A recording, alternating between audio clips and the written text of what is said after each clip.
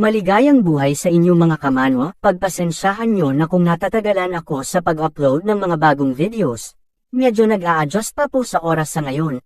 At huwag po tayong mag-alala, itutuloy-tuloy po natin ang paggawa ng recap na ito hanggang sa dulo. Maraming salamat din po sa mga sumusuporta, chill at enjoy sa panunood. God bless po sa ating lahat. Tinanong ng zombie ang sundalo kung talagang gagawin niya ang anumang sabihin ng zombie, paano kung sabihan niya itong magpakamatay. Bigla na lang naglabas ng bomba ang sundalo mula sa kanyang bulsa at sinabi niyang mamasusunod sir. Pinipigilan siya ng zombie dahil nagbibiro lang ito, ngunit hindi tumitigil ang sundalo, at kinuha na lang ito ni zombie at inihagis niya. Nagkatinginan na lang silang dalawa ni Don. At may biglang nagsalitang lalaki. Nakita nila ito na nakaupo sa taas, at ito ay bumaba na nagsasabing, hindi niya maintindihan kung bakit nagpadala sila ng isang mahinang katulad niya para bantayan ang isang mahalagang lugar. Nakatayo ang dalawang lalaki, galing sila sa Stainless Steel Academy na kasunod ng Beyonders Academy. Ipinadala sila upang tulungan siyang mahuli ang target. Si Don ay nagulat nang makita ang dalawang lalaki, ito ang mga pinuno ng Steel Blade Department sa Stainless Steel Academy. Sila ay sina President Bang at Vice President Chewy. Ang orihinal ay internal affair ng akademya, kaya nagtataka siya kung bakit siya pinapunta ng mga nakatataas upang tulungan siya. Ang pagtulong sa kapwa ay normal.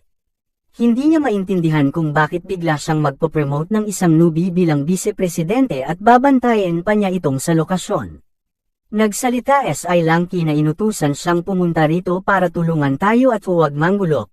Bilang mga tagalabas, wala silang awtoridad na questionin ang mga desisyon ng kanilang pinuno. Hinaharang nila ang mga baguhan sa labasan habang sinasabi niya sa kanila ang mahalagang bahagi ng kanilang misyon, na ang pag-atake. Hiniling niya sa kanya na ipaliwanag sa kanya kung bakit nagtalaga siya ng isang bagong vice-presidente na subaybayan ng isang napakahalagang lugar. Nagsalita siya ng dahil kaya siya nitong bugbugin hanggang sa umihi siya sa kanyang pantalon. Sinabi ng lalaki na wag mo nga akong lokohin dahil alam mo na mas malakas ako kaysa sa sayo.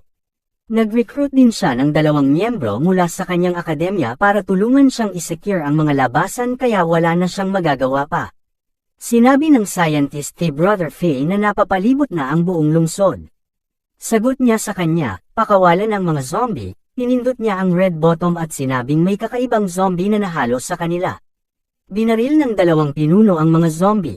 Nang magsimula silang magpaputok sa zombie, wala silang hinarap na mas malakas. Hawak niya ang isang zombie at sinabi niyang hindi sila galing sa tribo niya, lumingon sa ibang direksyon si Don at sinabi niyang wala siyang narinig. Sinabi ng lalaki na umalis na sila sa lugar, tinawag niya itong mahina at sinabi niyang bumalik na lang sila at makipaglaro sa mga laruan ng mga bata. Naiinis siya sa hepe, naaga ng isang zombie ang atensyon nila. Nandoon ang maliit na varmint at tinanong siya ng zombie kung ano ang ginagawa niya sa lugar na iyon. Ang scientist ay tumatawa at sinabi niya sa kanya, bigyan siya ng isang magandang palabas. 2 oras ang nakalipas, isang maliit na varmint ang humarap sa isang zombie. Inilabas niya ang galon ng gasolina at ibinigay sa kanya na pinagtataka niya.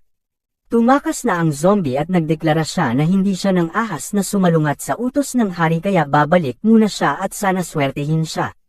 Ang isang maliit na varmint ay hindi nakapag-control. Tinanong niya kung kaya niyang patayin ang mga tao ng mag-isa. Nagtataka siya kung ano ang naaamoy niya. Ang scientist ay nanunood at may bago sila subject, tinitingnan nila kung ano ang ginagawa ng maliliit na varmint. Tinanong ng zombie kung si varmint ba siya at nagulat si Don. Binuksan ng maliit na varmint ang galon at ininom niya ang gasolina. Nagtataka si Don dahil umiinom siya ng gasolina. Pagkatapos niyang uminom ay lumakas ang kanyang katawan. Sumigaw ito dahilan para mabingi sila at nabasag ang mga bintana. Nakatayo si zombie habang lumilipad ang pulang buhok at ang pinunong nasa likuran niya ay nairita sa mga tunog na iyon. Nagtanong si Don kung ano ang nangyayari. Hinamon ng maliit na varmint ang pinuno na makipaglaro sa kanya. Nabaliw ang hepe dahil naisip niyang interesante ang labanan at idineklara niya sa kanya na halos pumutok ang tenga niya sa sigaw na iyon. Hinayla ni zombie ang kamay ni Don at inutusan siyang tumakbo. Habang tumatakbo sila, tinanong ni Don kung bakit kailangan nilang tumakbo at mayroon naman silang 2 department head. Sumagot siya na hindi nila siya kayang patayin, nagsalita siya na nagbibiro ka ba, at sabi ni zombie na hindi ako nagbibiro. Nabaliw na ang maliit na varmint habang hawak niya ang kanya armas. Tinawag sila ni President Bang na basura dahil tumatakbo sila sa unang nakita nila na mas malakas na kalaban. Sabi ng kasama niya, siya na daw ang bahala. Umayag naman siya. May nangyari sa kasamahan niya at agad siyang tumingin. Nabugbog ang kanyang kasama at nabigla siya tungkol doon. Tinanong siya ni Varmint kung paano niya gustong mamatay. Nagpatuloy sa pagtakbo sila zombie, Don at ang sundalo, at umakyat sila sa tuktok ng gusali. Si President Bang at si Varmint ay umaatake sa isa't isa, tuwang-tuwa ang scientist habang pinapanood sila. Binubuli niya si President Bang at agad niya itong binugbog. Ipinahayag ng Pangulong Bang na hindi siya mahina. Inikot-ikot siya at binato. Ang maliit na Varmint ay hindi tumigil sa pambubuli sa Pangulo. Sinipa niya ito at nadamay ang kasama niyang nasa likod. Ipinatong niya ang kanyang paa sa dibdib ng Pangulo. Sinisikap siyang pigilan ng Pangulo. Gumagamit ng teleskopyo ang zombie at si Don para panoorin sila at nakita niyang masama ang lagay nito at hindi niya akalain na makakatagal pa si President Bang. Natatawa ang Varmint dahil sinabi ng presidente na hindi niya siya matatalo. Pilit na pinipigilan ng presidente na hindi umiyak pero hindi niya napigilan ang mga luha niya at tumutulo na ito at napasigaw siya ng mami. Ayaw niyang mamatay at iligtas siya. Habang pinagmamasdan silang dalawa, tinawag ng scientist ang president na Stupid Human Academy at tumatawa ito. Sa ibabaw ng gusali, nag-uusap sila at tinanong ng sundalo kung ano ang kanilang ginagawa. Sinabi ni Don na hindi nila maipapadala ang ordinaryong sundalo dahil mamamatay lang silang lahat. Nagtataka si zombie at bakit hindi siya nakikila ni Varmint. Tiningnan niya si Don at binalak niya itong gamitin para makilala siya. Ninas si Don at tinanong niya kung gusto niyang siyang kainin. Kinuha niya ang kamay niya at kinagat niya si Don at ito'y napasigaw. Gulat na gulat si Don. Nakatingin siya sa braso niya na may bakas ng ngipin. Tinanong niya kung sinasamantala niya ang sitwasyon para kontrolin ang kanyang isip. Sagot niya na hindi naman siya ganoon. Natakot ang presidente sa Varmint. Tinawagan niya ang kanyang ina at sinabing mali siya at hindi dapat siya pinagtatawanan kanina. Ikinalulugod niyang hindi siya patayin. Natatawa lang si Varmint. May sumigaw at tinawag siya. Nagtataka si Varmint tungkol doon.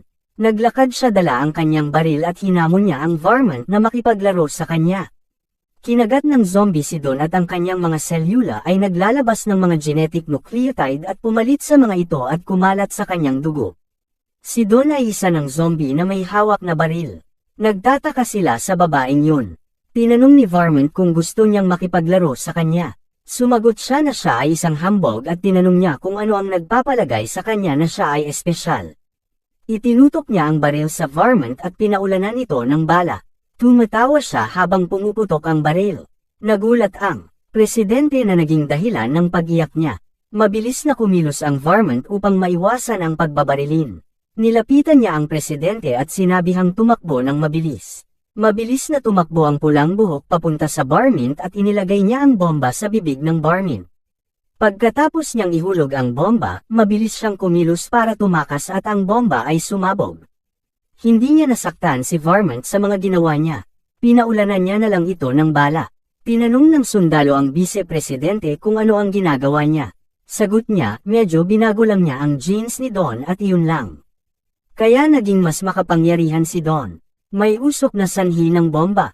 Pinagtatawanan siya ng pulang buhok at gusto niya ang pakiramdam na iyon. Habang magkayakap ang dalawang hepe dahil natakot sila sa nangyari, tinanong siya ni Varmint kung sa tingin ba niya ay kaya niya itong talunin sa sobrang lakas. Ginamit niya ang kanyang armas ngunit ang pulang buhok ay sumalungat sa kanyang pag-atake. Sinipa siya nito kaya tumalsik ito sa lupa. Nang sinipa niya siya, nasaktan si Varmint, naniwala ang pinuno sa pulang buhok. Idineklara niyang napakalakas niya at tinanong niya kung bakit siya nagpanggap na mahina noon. Sinabi niya na oras na para sa bangbang basoka. Nagulat si zombie sa kanya. Nasaktan siya at nakakita siya ng tangke at ininom niya ito. Hinamon niya ang pulang buhok na ipagpatuloy ang labanan. Ginamit niya ang baril para barilin ang isang Varmint. Lumakas si Varmint dahil uminom siya ng gasolina. Nagulat at natakot ang pinuno. Sinabi ni Varmint na siya ay undead at hindi siya kayang patayin. Idineklara niyang nag-aaksaya lang siya ng lakas.